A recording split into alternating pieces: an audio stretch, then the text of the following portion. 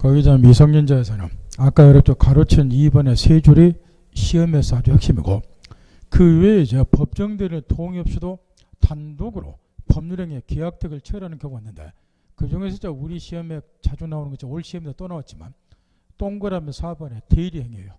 요거는 이제 바로 대리 공부할 때 미성년자들도 바꿔 말하면 제한능력자도 대리인이 될 수 있다. 그게 이제 117조인데 요거를 우리가 자세히 배우고 그게 시험에서 중요해서 동그라미 4번도 딱 체크만 하고, 그 시험에서 아주 중요하기 때문에 대리 공부할 때 자세히 배우를 하고, 그냥 가로친 4번은 이제 이의를 돕게 쏘는 건데, 아까 법정대리인이 대리하면 된다 또는 법정대리인 동의되어서 계약처럼 된다, 법정대리란 말이 나왔는데 미성년자 법정대리는 누가 되는 가 쉽게 생각합니다. 법은 상식이니까. 갑이 4새끼 18세 먹은 미성년자다. 이거는 4새끼는 누가 가장 잘 돌볼 수 있어요? 부모인 내가. 그래서 미성년자 자식에 대해서 부모를 친권자라 그래요. 이 친권은 미성년자 자식을 보호 교양하는 부모 고리를 친권이라 그러니까, 부모를 친권자 이렇게 부르는 것은 미성년자인 자에 대해서만 부모를 친권자라는 거예요. 그래서 이제 친권자가 가장 잘 돌볼 수 있으니까 1차적으로 친권자가 법정 대리인이 되고, 그냥 내 새끼가 무슨 계약 체결할 때 그래도 내 새끼는 고슴도치도 이쁘잖아요. 그런 경우는 네가 단독으로 계약 체결해봐라, 내가 동의해 줄 수 있고, 또 믿음이 안 가면은 내가 법정 대리니까 직접 대리해도 상관이 없고, 그래서 1차적으로 친권자가 법정 대리인이 되고, 그 다음에 친권자가 없는 경우는 2차적으로 후견인이 법정 대리인이 되는데, 그거를 928조 써진 거 미성년 후견인이라 그래요. 친권자가 없는 경우는. 여기까지 이 사람들이 이제 법정 대리인다, 그 정도만 이해를 해두면 돼요. 나중에 대리 공부할 때 자주 나오는데 궁금해하니까 할까 봐서 시험하고는 상관이 없지만, 그 다음에 이제 피성년 후견인, 이거는 이제 아까도 잠깐 언급이 됐다시피 질병이라든가 장애라든가 노령, 연세가 많이 들고 치매 증세가 있다든가 이런 분들, 노령, 그 밖의 사유로는 정신적 제약으로 사무를 처리할 능력이 지속적으로 결여된 사람들, 이런 사람들에 대해서 일정한 청구가 있으면은 뒷페이지 가정법원으로부터 성년 후견 개시 심판이 있게 돼요. 그럼 이 심판을 받은 자를 비로소 피성년 후견인 요리 이야기를 하는 거예요. 사무적이 지속적으로 결여된 자죠. 이때 가로친 2번이 시험에서 핵심. 피성년 후견인은 사무 처리 능력이 지속적으로 해됐기 때문에 단독으로는 법률행위, 계약 등을 체결할 수가 없어요. 따라서 피성년 후견인이 단독으로 법률행위, 계약 등을 체결하게 되면 이것도 취소 사유에 해당이 돼요. 간단히 취소함으로써 보호를 받을 수 있고, 특히 미성년자와 차이점이 뭐냐 그러면, 아무래도 같은 제한 능력자지만 미성년자는 피성년 후견인보다는 조금은 일처리 능력, 정신 능력이 좀 뛰어나겠죠. 그러다 보니까 미성년자는 법정대리인의 동의 얻으면 단독으로 객찬다가 아까 앞에 이제 나와 있었죠. 근데 피성년 후견인은 워낙에 일처리 능력이, 정신 능력이 뒤떨어지니까 가로친 2번에서 두 번째 줄 뒤에 피성년 후견인은 성년 후견인의 동의를 얻었다 하더라도, 이 성년 후견인이 이제 법정 대리인인데 동의 얻었다 하더라도 단독으로 법률행위 못해요. 워낙에 일처리 능력이 뒤떨어지니까. 따라서 동의 얻어서 한 법률행위도 취소할 수 있는 것이 원칙이다. 여기 핵심 포인트니까 죽었다 깨나도 잊어먹으면 안 돼요. 따라서 피성년 후견인의 법률행위는 언제나 취소할 수 있다, 이렇게 되어 있어요. 그러나 미성년자는 법정 대리인을 동의해서 계약 등을 체결하면 취소 못해요. 미성년자 경우는 그런 게 차이점이 있다고.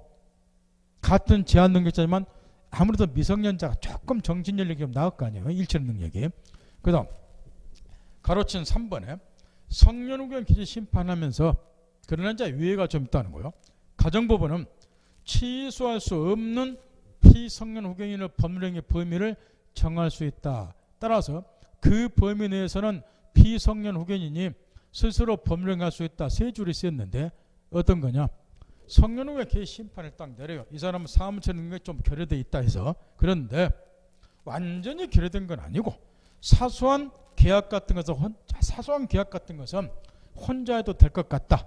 그런 경우는 취소할 수 없는 이런 것들은 이 사람이 단독으로 해도 된다. 이런 범위를 정해서 성년 후견 개시 심판할 수 있다고 말이에요. 그러면 그런 것들은 단독으로 해도 상관이 없습니다. 그런 이야기야.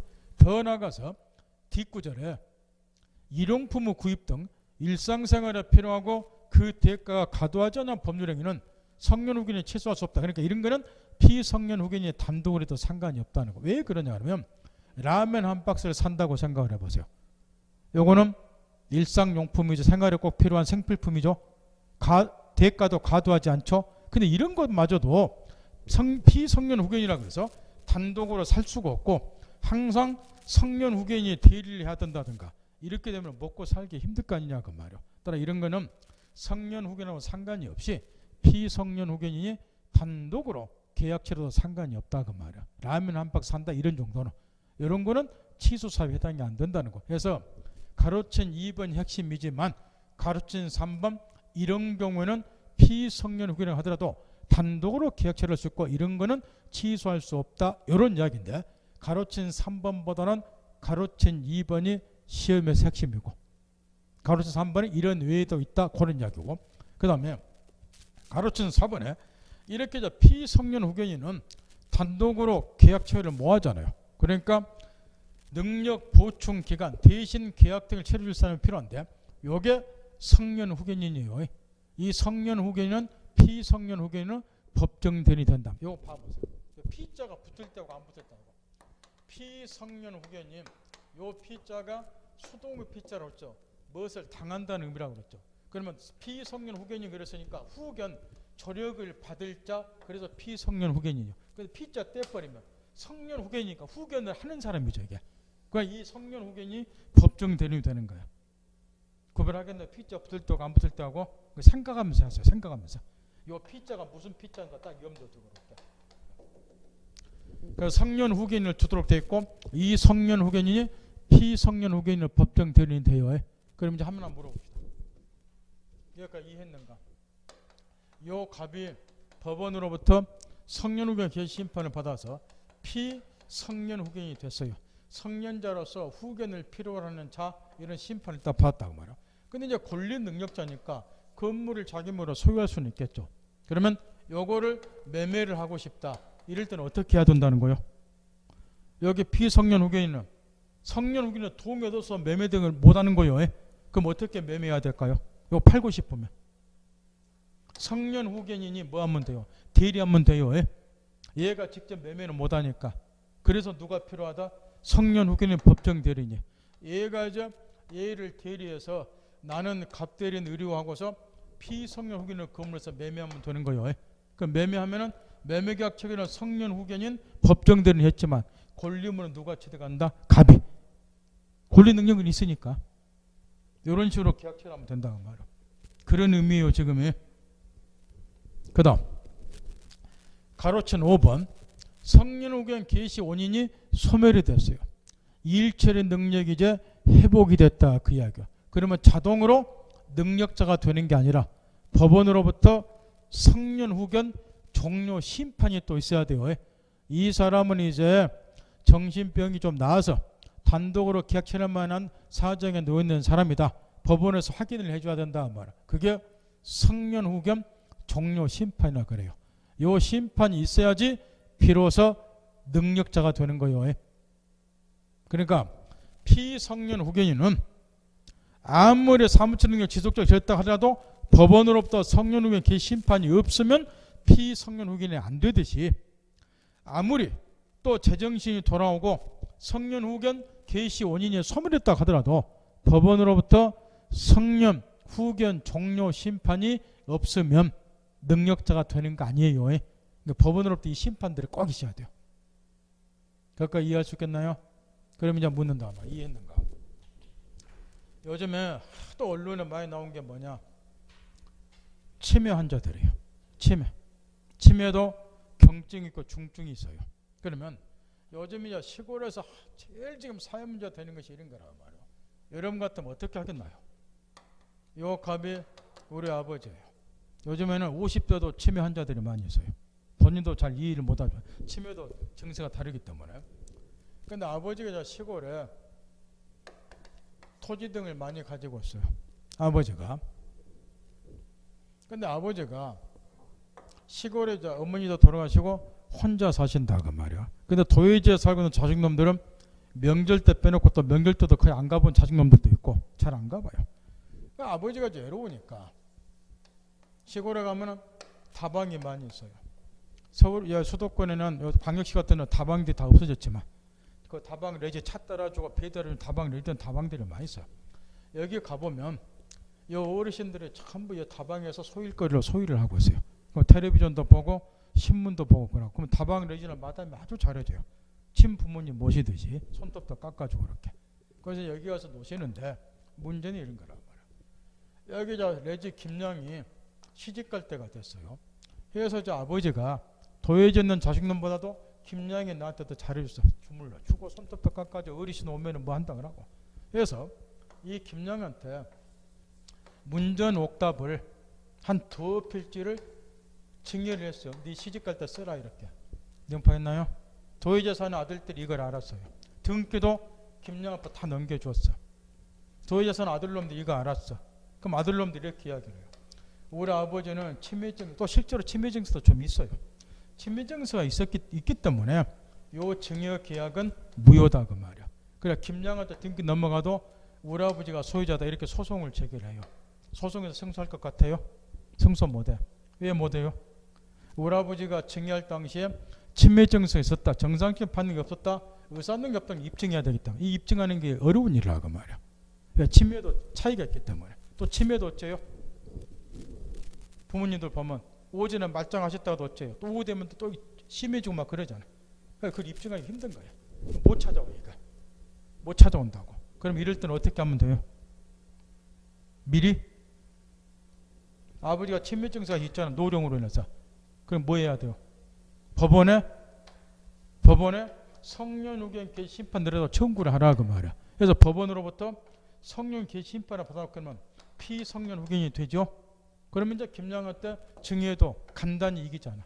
뭐에 풀으면 되니까 취소하면 되니까 소유권 찾아오죠. 그렇게 하라고 말이야. 따라서 제한능력자 제도는 자본주의 사회에 있어서 유산자가 재산을 가지고 있는 사람이 자기의 재산을 보호하기 위해서 아주 유용한 제도라고 말이야. 그래서 요즘에는 국민들의 학력 수준이 높아지다 보니까 옛날에는 우리 부모님들이 치매 증세에 있다 그러면은 이런 걸 알았다 하더라도 법원에 심판 청구를 안 했어요. 집안 망치다 그래서. 근데 요즘에는 얘들이 알아요. 다 고학력자도 그러니까. 이럴 때는 성년 개심판을 받아놓으면 아버지가 맘 놓고 다방에 가서 커피 드시고 이렇게 해도 재산 보호할 수 있다. 그래서 성년 개심판을 내려가 청구를 하는데 작년 올해 통계는 내가 모르겠고 3, 4년 전 통계를 보면 이게 지금 1000건이 넘어요. 법원에 청구한 사건이. 국민들이 이제 학력수준이 높아지다 보니까 이건 아주 좋은 제도예요. 그 대신 무산자한테는 아무 필요가 없는 제도예요. 예를 들어서 노숙자가 치매증 됐다 그래서 법원에서 청구해 아무 의미가 없다는 거예요. 재산 없잖아요. 이 말 알아들어요? 유산자들 재산 있는 사람한테 이게 아주 유용한 제도라고 하면 자기 재산을 지키기 위한 제도로서 그러니까 이런 걸 활용하라면 뇌 시각 바꾸고 법 공부하라 그 말이에요. 알아들으셨나요? 생활에 필요하고 써먹자고 배우는 거니까 야매로 공부하지 말고 알지도 못하면서 이 말이 잘 썼는데 알지도 못하면서 외워가지고 아는 척 폼 잡지 마시라고 말이에요. 그러면 생활에 써먹지를 못해. 이런 걸 자꾸 이해하다 보면 나중에 법 공부가 아주 쉬워진다는 거예요. 이 정도였으면 알아들었을 거예요. 이게 사업을 처리하는 정령이 뒤따르는 자를 보호하기에는 아주 자본주의사에서 유용한 제도예요. 내 재산을 상실하지 않는 유용한 제도라고 말이에요. 쉽게 취소 찾아오면 되니까. 그 다음 피한정 후견인은 내용은 똑같고 다만 아까 피성년 후견은 사무 처리 능력이 지속적으로 결여된 자에게 성년 후견 개심판하는 거예요. 근데 사무 처리 능력이 부족한 사람, 지속적으로 결여된 게 아니라 이런 사람한테는 일정한 자 청구가 있으면은 법원에서 한정 후견 개시 심판을 하게 돼요. 그러면 피한정 후견이 되는 거예요. 피성년 후견하고 피한정 후견은 약간의 차이가 있죠. 피성년 후견은 사무 처리 능력이 지속적으로 결여된 자에 대해서, 피한정 후견은 사무 처리 능력이 부족한 자에 대해서. 12페이지 있잖아. 7번에 가로친 1번 쓰여 있다고. 거기 차이점 써졌잖아. 거기에. 그래서 집에서 좀 입고 오래 다니시라는 거야. 선생 설명할 때 어디 가냐고 뒤적거리다 보면 설명을 못 듣기 때문에. 그러니까 예습할 때는 소설 읽듯이 이해 못할 거니까 이런 내용 있는 거 없는 거 정도만 가로친 1번. 따라서 비성년 후견이나 피한정 후견인은 사무 처리 능력이 지속적으로 결여된 자에 대해서, 피한정 후견인은 사무 처리 능력이 부족한 자에 대해서 심판을 한다 그 말이야. 그럼 심판 받은 자가 피성년 후견인, 피한정 후견이 되는 거야. 그럼 상식적으로 판단하더라도 같은 제한 능력자지만 피성년 후견하고 피한정 후견 누가 더 일처리 능력, 정신 능력이 더 뛰어날 것 같아요? 당연히 피한정 후견이겠죠. 같은 제한 능력자. 그래서 약간의 차이를 두는 거예요. 그 다음에 가로친 2번이 핵심 포인트. 따라서 피한정 후견인은 원칙적으로 행위 능력을 상실하지 않아요. 능력자 취급을 한다 그 말이에요. 단독으로 계약 다 체결해요. 그런데 그 다음 줄에 가정법원은 가로친 2번에 피한정 후견인이 한정 후견인의 동의를 받아야 하는 행위의 범위를 정할 수 있다. 이를 가로 열고 닫고 동의유보로 간다. 13조 1항 찾았나요? 이게 무슨 이야기냐 그러면 이 갑이라는 사람이 보통 사람은 똑같아요. 이렇게. 그런데 이 사람이 부동산 거래 같은 것은 아주 고가품을 거래하기 때문에 부동산 거래할 때만큼은 다른 거는 이제 남의 도움을 받을 필요가 없는데 이 부동산 거래는 워낙에 고가품이고 또 법률도 좀 알아야 되고 이런 거는 남의 조력을 받을 필요가 있더라. 그럼 법원에서 이렇게 심판하는 거예요. 당신은 다른 거는 다 혼자도 되는데 부동산 거래할 때만큼은 남의 조력을 받아라. 이렇게 심판을 한다 그 말이야. 이 말 알아듣겠나? 이런 거를 동의 유보라 그래요. 다른 사람은 동의 얻어서 잘하고 도움을 받아서. 그럼 이런 경우만 이 사람은 뭐가 된다? 제한 능력자가. 이때는 이제 한정 후견인의 동의를 얻어서 계약을 체결해야 돼요. 워낙에 중요한 계약이니까 이런 거를 동의 유보. 피한정 후견인의 정신 능력은 이렇게 되어 있다면 원칙 능력자나 똑같다. 따라서 단독으로 계약책을 단다 행위 능력 상실하지 않으니까.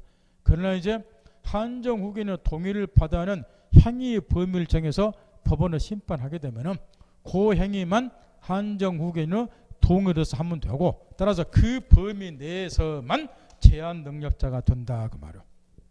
이해할 수 있겠나요? 그러니까 얼른 봐도 피성년 후견인보다는 피한정 후견인은 일처리 능력, 정능력이 훨씬 뛰어나다는 거죠. 그래서 13페이지 넘어가면 위에서부터 네 번째 줄에 피한정 후견인은 한정 후견인의 동의를 받아야 하는 법률행위 범위 내에서만 행위 능력이 제한되고 이 범위 내에서만 제한 능력가 된다. 그러면 이제 그거 빼고 나머지는 다 단독으로 계약 체결할 수 있다는 거예요. 그 세 줄의 핵심. 이해할 수 있겠나요? 그 다음 나머지 밑에는 참고서만 보면 되고 그 다음에 가로친 3번 요게 또 핵심 포인트.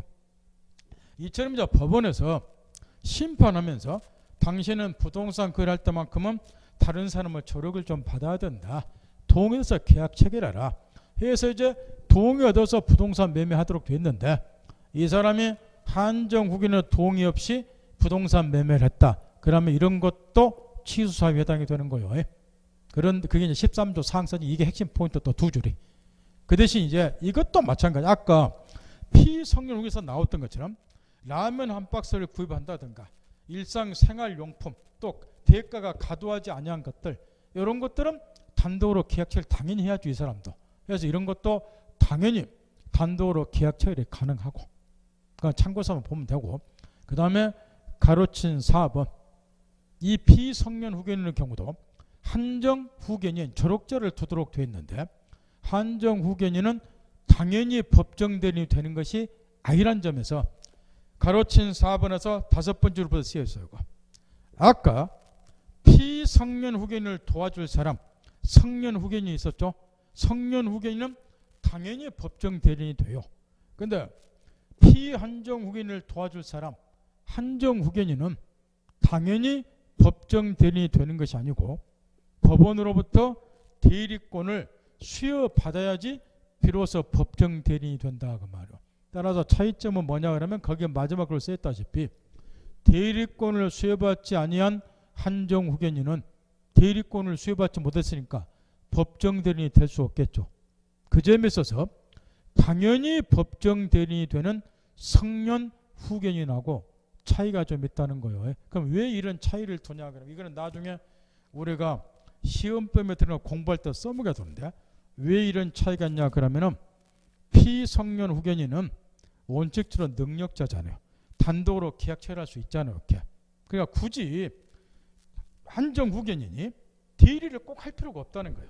아까 피성년 후견인은 혼자서는 계약 체결을 못 하니까 성년 후견인이 반드시 대리를 해야 된다는 거예요. 이게 당연히 대리인이 되겠지만 한정 후견인은 꼭 이 자를 대리해서 자기가 매매할 필요는 없다는 거예요. 이 사람은 정신 연령이 사무처의 능력이 피성년 후견보다는 훨 나으니까 혼자서 계약할 수 있는 길을 열어주자 그 말이야. 그러니까 굳이 한정 후견인이 대리할 필요는 없으니까 필요할 때만 한정 후견인에게 대리권 주는 거예요. 대리하라고. 그러니까 대리권이 주어질 수도 있고 안 주어질 수도 있으니까 대리권을 수여받은 한정 후견인은 법정 대리인이 되겠지만 대리권을 수여받지 아니한 한정 후견인은 법정 대리인이 될 수가 없으니까 당연히 법정 대리인이 되는 성년 후견인하고 차이가 좀 있다. 그 이야기니까 그 부분 딱 체크해다가 나중에 계속 읽을 때 그 부분에 중점적으로 좀 읽어야 되고 그 다음에 한정 후견인 개시 원인이 소멸이 되면 마찬가지요. 당연히 능력자가 되는 게 아니고 가정법원으로부터 한정 후견 종료 심판이 있어야 돼요. 그러면 완전히 능력자인데 이거는 피성년 후견이랑 똑같으니까 굳이 읽어볼 필요 없고 여기까지가 권리 주체와 관련된 자연인에 관한 것들이에요. 이 자연인의 경우는 권리 능력 지나서 의사 능력 지나서 행위 능력 요 3자사의 관계를 목숨 걸고 깨우쳐야 되고 지금까지 이제 우리 시험에 필요한 범위 내에서 아웃라인만 쭉 가르쳐 드리는 거예요. 그러니까 요거는 이제 이해하지 못하게 되면 당장 다음 주부터 엄청나게 불편해요.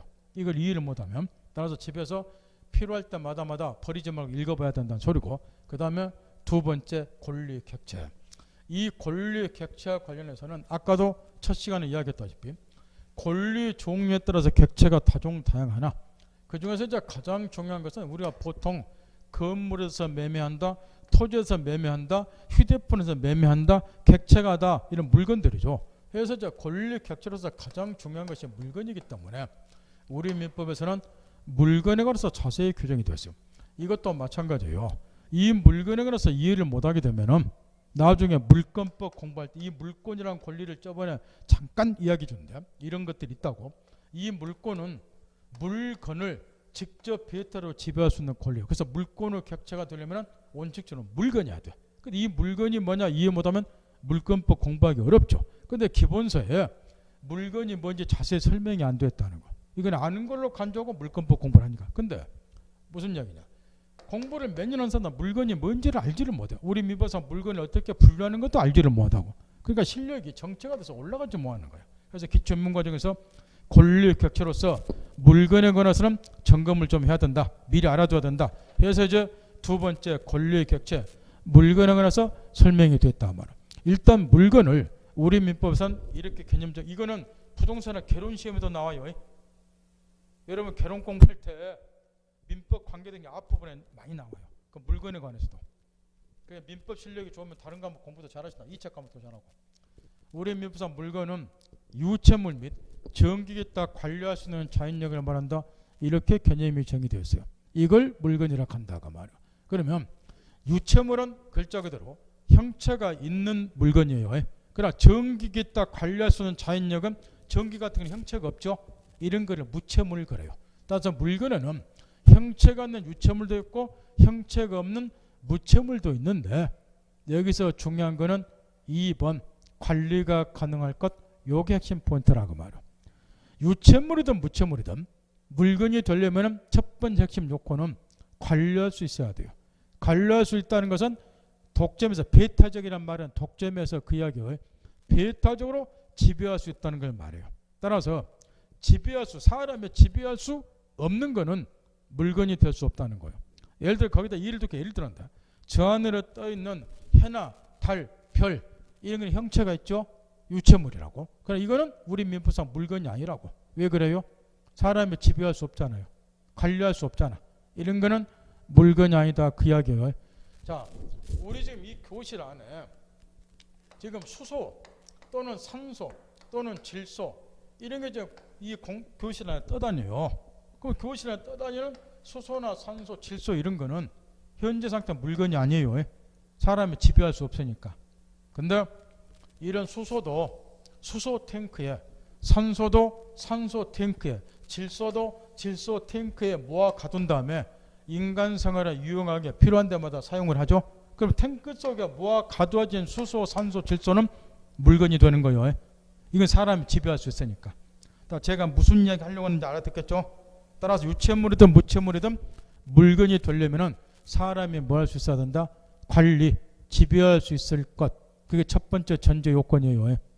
두 번째, 물건이 되려면 외계의 일부일 것.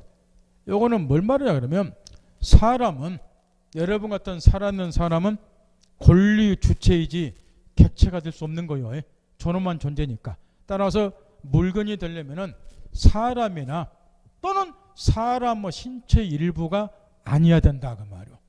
그 말 듣겠나요? 그거를 외계의 일부일 것 이렇게 두 번째 줄에 보면 인간은 권리 주체로 파악할 뿐 물건의 객체 물건으로 파악하지 않는다. 따라서 물건이 되려면 사람이 아닌 외계 일부여야 된다. 따라 사람이나 사람의 신체의 일부 이런 거는 물건이 아니라는 거예요. 그 말 듣겠나요? 그 대신 몸이 불편한 사람들, 이빨이 불편하면 의치 끼죠. 눈이 불편한 의안 또는 손이 좀 불편해서 의수, 의족 이런 걸 만들죠. 그러면 의안, 의치, 의수, 우족이 판매용으로 가게 진열대 진열이 되어 있다. 이런 거는 물건이겠죠. 그 대신 그게 사람 신체 부착이 되면 그때는 신체 일부가 되니까 물건이 아닌 거예요. 이해할 수 있겠나요? 그런 말들이 그 뒤에 쑥 쓰여 있어. 그 다음에 마지막 구절에 예컨대 모발이라든가 혈액이라든가 치아라든가 장기 이런 거는 신체 일부이기 때문에 원래는 물건이 될 수가 없겠죠. 뭔 말 알겠나요? 그러나 이게 이제 만약에 분리가 돼가지고 장기 이식을 한다든가 수혈을 한다든가 이렇게 되면 물건이 될 수도 있다는 거예요. 거꾸로 그런 말들은 알아듣겠죠? 신체 일부도 물건이 아니에요. 그 다음 독립성이 인정될 것. 이거는 물권법에서 아주 중요해요. 물건이 되려면 물권의 객체는 물건이어야 되기 때문에 물건이 되려면 독립성이 인정이 될 것. 따라서 하나의 물건의 일부 이런 거는 물건이 될 수 없다. 요 이야기인데 그래서 물건이 되려면 독립성이 있을 것 이렇게 이야기를 하는데 여기 4번에 쓰였는 것은 나중에 뒷페이지 넘겨보세요. 15페이지로. 15페이지로. 거기 보면은 제일 위에 줄에 물건 관계에 있어서는 배터집의 필요상 독립성을 가져야 된다. 그런 다음에 그 다음 줄에 물건의 객체는 하나의 물건을 다루는 독립물이어야 되고 물건의 일부나 구성 부분 또는 물건의 집단은 물건의 객체가 되지 못한다. 그래서 하나의 물건에서는 하나의 물건에 성립이 되고 이런 거를 일물 일꾼주란다 한자로 쓰였는데 이 부분은 워낙에 중요해요. 따라서 다음 주쯤에 물권법 들어가서 이 부분은 집중적으로 가르쳐 드릴 거니까 그때 배워도 상관이 없고 따라서 지금 이 시간에는 우리민법상 물건은 유체물 및 전기과 관련성 자인력을 말하는데 따라서 물건에는 유체물도 있고 무체물도 있을 수가 있는데 그러나 물건이 되려면 사람이 뭐여야 된다? 지배할 수 있어야 된다. 지배할 수 없는 것은 유체물이든 무체물이든 물건이 될 수 없다. 이 대목하고 그 다음에 사람은 권리 주체이지 권리 객체로 봐서는 안 되기 때문에 물건이 되려면 사람이 아닌 외계 일부여야 된다. 따라서 사람이나 사람의 신체 일부는 물건이 될 수 없다. 이것만 딱 이해를 해두라고 말. 그런 다음에 우리 민법에서는 물건을 어떻게 분류할 것인가 여기서부터가 시험에서 아주 중요하다 말. 다음 세 가지로 우리 민법에서 물건을 분류해요. 첫째 부동산과 동산으로, 두 번째 주물과 종물로, 세 번째 옷물과 과실 이렇게 이제 세 가지로 물건을 분류를 한다 말이에요. 부동산, 동산, 더 나아가서 주물, 종물, 옷물, 과실 이것도 마찬가지예요. 이 부동산을 우리가 지금 다루는 법을 배우기 때문에 부동산, 동산 구별 못하면 민법 공부하게, 민법보다 다른 과목 공부할 때 엄청나게 일을 먹고, 또 민법 교재를 읽다 보면 종물이나 과실한 말이 시도도 없이 나와요. 과실한 말이 엄청나게 나오고, 이거를 기본세대는 설명을 안 해놨단 말이야. 설명을 한 줄 딱 설명해놨어. 개념만. 그래가지고는 민법 공부 못한다고 말이야. 따라서 최소한 우리 민법에서 물건을 다음 세 가지로 구별하니까 어떤 게 부동산이고 동산인가, 어떤 게 주물 종물인가, 어떤 게 온물 과실인가, 이 정도는 기초 입문과정에서 완벽하게 소화시켜서 이해를 하고 계셔야 돼요. 그래야 다음에 기본세 갖고 공부할 때 시도 때도 없이 이런 게 나오는데 그때는 이거 설명을 못 해준다고 말이에요. 왜냐? 우리 시험에 직접 들어가는 부분 가르쳐주기도 시간이 빠듯해요. 그래서 이거는 아는 걸로 간주하고 한마디만 하고 넘어가 버려. 부동산 이런 겁니다 하고 한마디 하고 넘어가는데 그때 그 말을 못 알아들으면 그 다음 걸 이해하기 어렵다는 거예요. 그래서 요 세 가지 것이 우리 민법에 분류되어 있다 그래서 이런 거를 가로 열고 닫고 실정법상의 분류, 민법에서는 물건을 다음 세 가지로 구별합니다. 이런 이야기를 한다. 민법에서는. 근데 여러분이 부동산 개론서 공부할 때는 토지 같은 것도 분류하는 것이 여러 가지가 많이 나오죠. 그건 개론에서 그렇게 분류하는 것이고 우리 민법에서는 이렇게 세 가지로 구별을 한다. 물건을. 그런 다음에 이제 1. 부동산과 동산.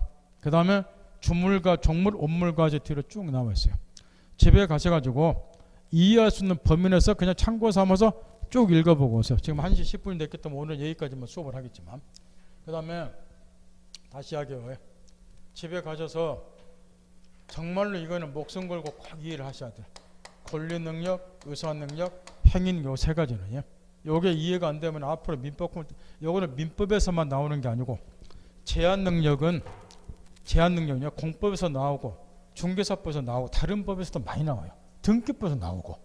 근데 그 사람들은 자기들이 이걸 가르칠 능력이 안 돼. 그러니까 민법으로 다 밀어버려. 근데 불행한 거는 민법 시험범위에 직접 안 들어가요. 그래서 민법 생각도 이거 자세히 안 가르쳐줘. 그러니까 권리는 이런 겁니다. 의상이 이런 겁니다. 이렇게만 하고 넘어가 본단 말이야. 책에도 그렇게 씌어 있고. 그러니까 이 과정을 정확히 이해를 해야지 민법은 물론이고 다른 과목 공부가 되니까 요 세 가지 거는 자유자재로 갖고 노셔야 된다. 진짜 목숨 걸고 깨우치셔야 돼요. 그럼 10점은 먹고 들어가요. 10점. 오늘 여기까지 고생 많이 했네요.